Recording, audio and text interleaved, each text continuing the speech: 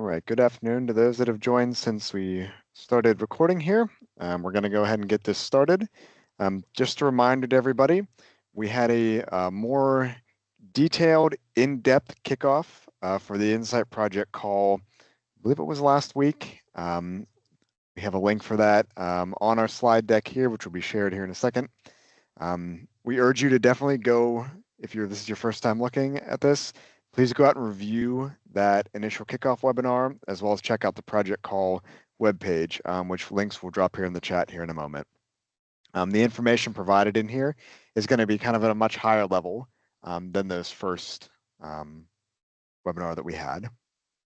So Ben DeMarco is not able to join us, but we do have Dr. Jay Waterman from AFRL and myself to lead this webinar.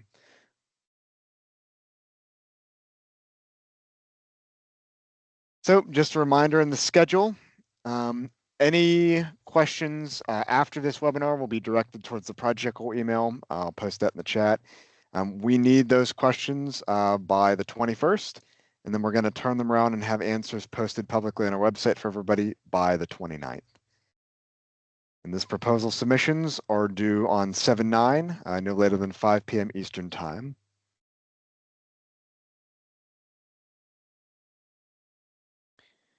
As far as funding, just a reminder, the max federal award amount for this proposal is $13,200,000, and we're anticipating only one award. This is the highest single award amount that we've had in the Institute's history. Targeting a 25% minimum cost share, and the maximum acceptable period of performance is 36 months. That's 33 months for technical execution and 3 months for reporting. And you can propose shorter periods. We're now going to turn it over to Dr. Jay Waterman to talk about the technical objectives and the technical tasking of the INSITE project call.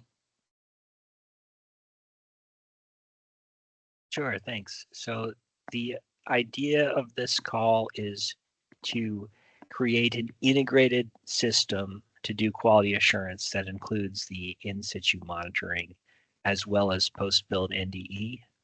We recognize that a lot of in-situ monitoring has potential to help impact the cost and schedule of the parts we're producing, but we haven't seen it transition in any critical application yet because we don't have a unified system. So this call is really directed to try to get an entire system in its entirety at a specific target part with the intention of then expanding it out to many parts, processes, platforms.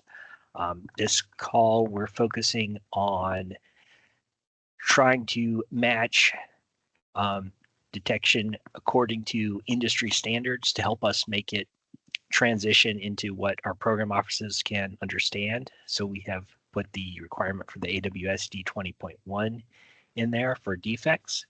And then we are focused on laser powder and wire directed energy processes due to some of the requirements we are looking for parts we want to produce.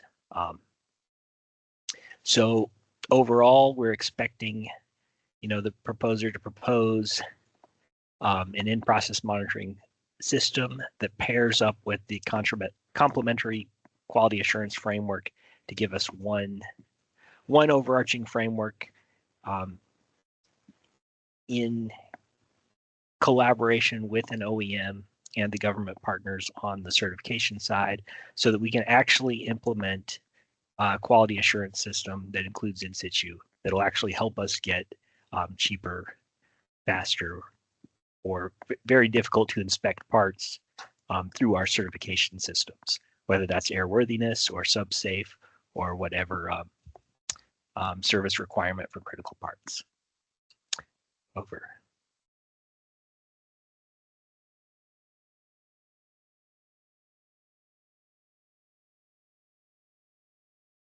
So technical approach, we've split this up into 3 tasks. The first task is related to the in-situ process monitoring for quality assurance and defect detection.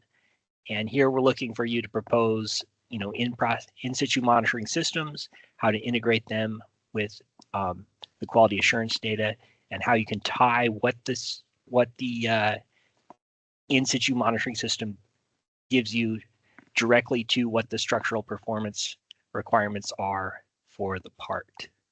In task 2, we expect you to then take that and develop the post-build inspection requirements, anticipating that an in situ system may not be able to perform a complete quality assurance system by itself. There will be some things that post-build NDE is best suited to, and figure out what those things are to make sure that you can find the required defect detection that lets us implement these parts in our critical applications.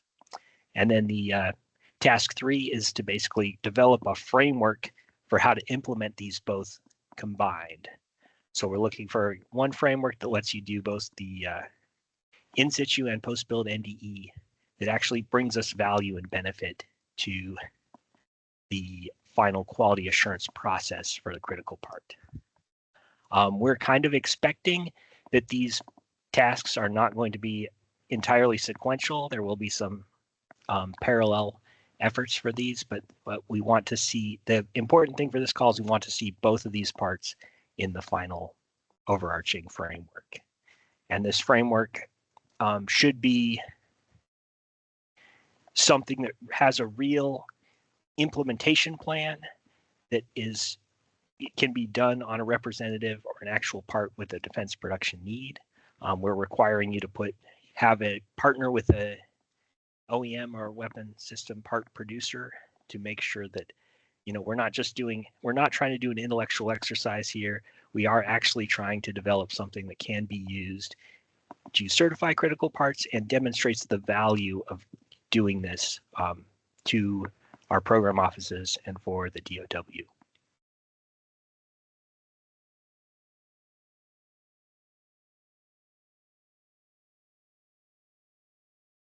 Over. Right. Thank you, Jay. All right. Yep. So that is a basic overview of the project call. I went ahead and dropped 2 links into the chat. The first for the RFP webpage to go in and view the project call webpage, download the RFP to see further eligibility requirements. And the second is a recording of the original kickoff that we had. The main point of this industry webinar is really just to answer any questions that you all might have. So we're now going to move to that Q&A portion. So you can feel free to post questions in the chat, come off mute. I'm going to be separately, just so that the AFRL team's aware. Any of the questions from the chat, I'll be copying over for formal answering, same as we did with the last ones. And though questions from the last webinar have been answered and posted on our project call webpage. So if you have any questions, please let us know.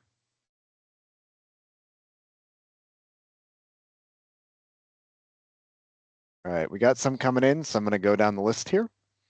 Brian is asking, is titanium acceptable as one of the 2 materials as long as the application is difficult to inspect traditionally?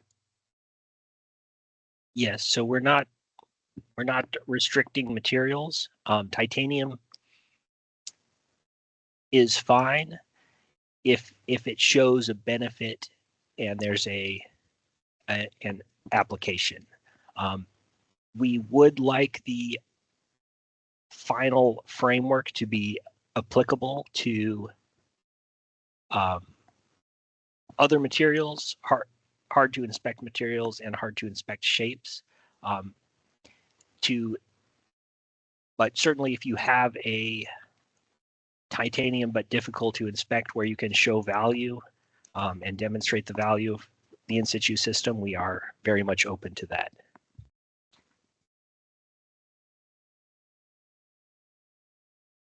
All right, Stephanie is asking, oh, go ahead, Eric. Jay, if I may add, this is Eric Lindgren, also from AFRL, that we do want to ensure that whatever framework is put together, where we integrate the in situ and the post NDE, is relevant for any material type. It's not over-tailored to one specific material type. Jay, do you concur with that? Yes, absolutely concur. Yeah, great. Thank you. Over.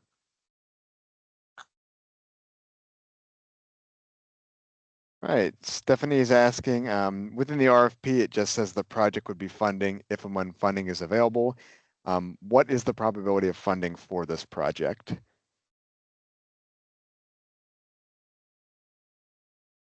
So this one, you may need to jump in, Cole or Zane, but I believe the funding is available for this project up to the amount listed. I do not believe there's any risk of not getting funded except for an acceptable technical proposal. Nope, I can second that. So yeah, I haven't heard to the contrary, Stephanie, that this would not be funded from any of the teams.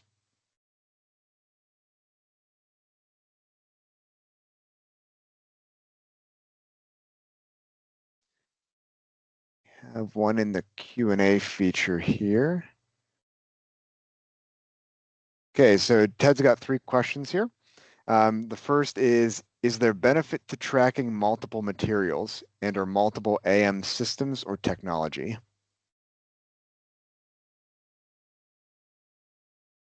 So I would say yes. We are definitely looking for something that can be applied to both powder DED and wire DED for both repair and the new part production. The more you can show more materials, more applicability, the stronger your proposal will be.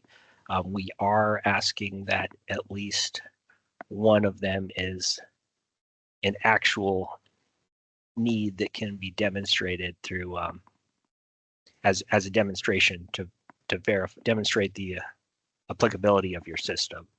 But the more you can get data, discuss, figure out how to make it applicable broader, the more interesting the solution will be to us. Eric, do you have anything to add? No, I think that's pretty clear what we have in the solicitation, that we're asking for multiple material types. We call out refractories and other challenging to inspect type systems. Over.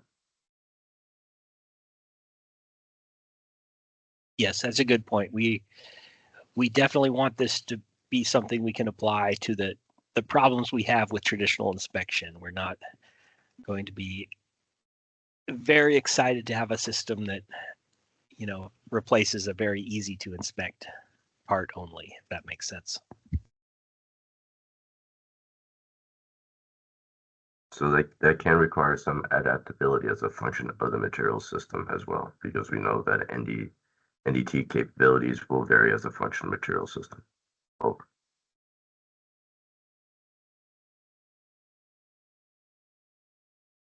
Right. Ted's second question is this Air Force focused, Navy focused, or other? And is there a benefit to highlighting one over the other?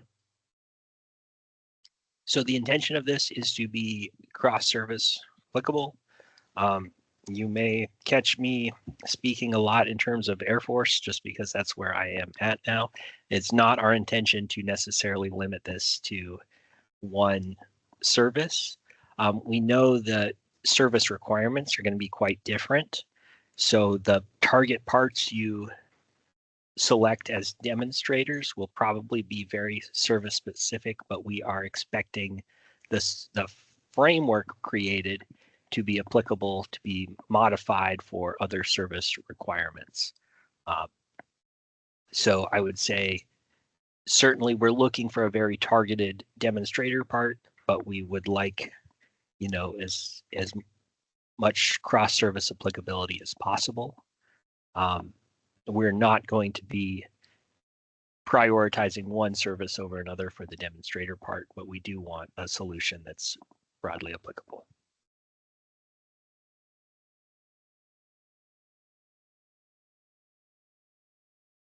Right.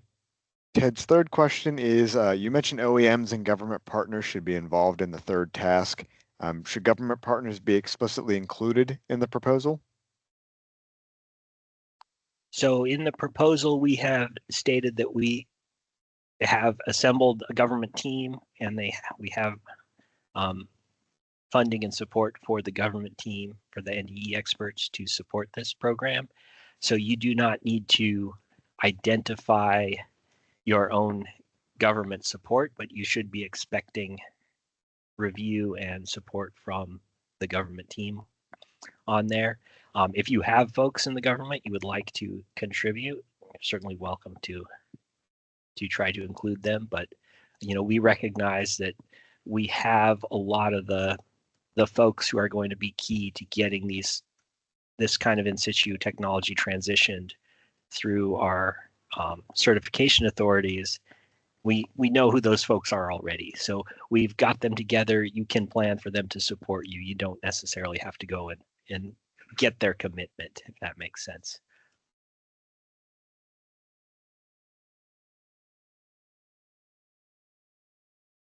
Sure, anytime, Ted.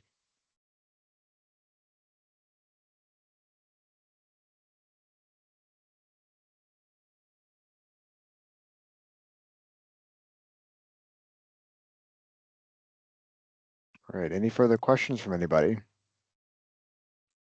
And certainly AFRL team, I if have there's a any more you wish question to on discuss. the sensors. It sounded like there in this solicitation, it requires the use of at least 2 sensors, one of them being an eddy current, and then it's open to another sensor. Is that correct? Yes, that's correct. We are specifically hoping to get some maturation and development of the multi-frequency eddy current sensors for a few reasons. One, we feel like the investment to date has not been as much for these sensors.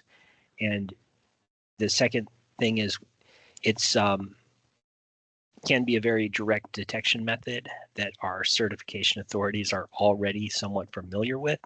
And so we're trying to lower the barriers to getting this through that certification hurdle, which has to date prevented us from implementing a lot of otherwise very good in situ technologies. So as part of this, we're asking for that to be considered as at least one sensor. The amount and quality and types of sensors in the ultimate package, what we're asking for is you to come and tell us what do we need to do to get a positive ROI on our in situ system. So the more sensors you add, if it makes it better for the end quality assurance, that's great. If they don't add the value, then we don't want to integrate that necessarily. We recognize there's multiple ways to address how to do the combination. So we're throwing it all to you, very smart people, to tell us what combination you think is the right answer that gets us a positive benefit and to demonstrate that. That's super helpful. Thanks, Jay. And then the second part of that question would be, would you be open to like a sensor fusion approach, or are you looking for discrete sensors to identify discrete quality or build or part anomalies? And is there a preference? So ultimately, from where I'm sitting, is I want a system that meets my certification spec, right? So I want whatever system you have to tell me per AWSD 20.1, this is class A and it's fine. However the sensors are fused, that's all for you to figure out. So there's no requirement on how you do that, but just make sure you understand what we're going to evaluate on is how your proposed sensor can meet that ultimate goal, so that we can get it through that certification barrier again. Got it. Thanks. Yeah, I would definitely say no preconceived approaches on how you make that happen. Over.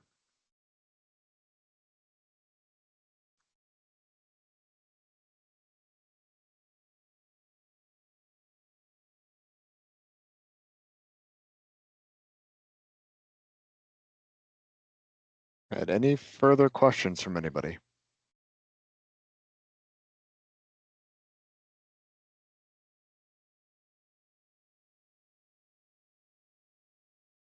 Right. I'm going to post in the chat here the project call email. So if you think of any questions after this point, you can go ahead and reach out to that email. That goes directly to me, and we'll catalog the answers for questioning. Just as a general reminder, because I debriefed people this week, section 4 of the RFP is the proposal evaluation criteria.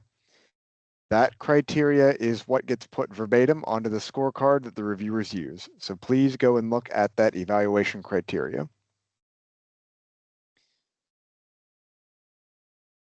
Right.